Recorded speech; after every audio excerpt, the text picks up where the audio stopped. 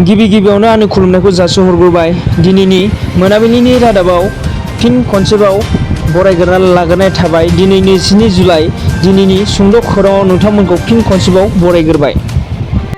गिबि खौरां दङ। दासान्दि आसामाव गोबां सानदुं दुंनायजों आसामनि मानसिफोरनि जिउ खहा जादों होनना मिथिनाय जादों। दाख्लैनिफ्राय सानदुं दुंबाय थानायाव आसामाव सुबुंफोरनि जिउ खहा जादों होनना फोरमायनाय जादों आरो दिनै आसामाव 38 डिग्री सेल्सियास सानदुं दुंदों होनना मिथिनाय जादों आरो मिथिनाय जादों। मैया मिथिनाय बायदिबा कामरुप जिल्लानि रङियायाव थानाय सासे हाजिरा मावग्रा सुबुंनि जिउ खहा। हाजिरा मावग्रा सुबुंनि नामानो जादों जगेन कलिता होननानै फोरमायनाय जादों।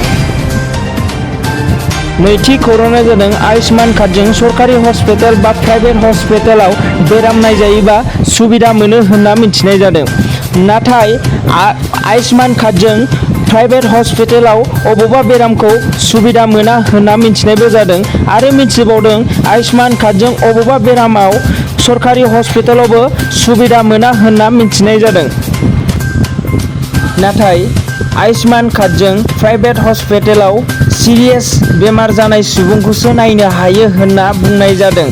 नाथाय नर्मेल बेमार जानायखौ नायनो हाया होननानै बुंनाय जादों। बे खोथाखौ बुंदों डक्टर हिमन्त बिश्व शर्मा बिथाङा।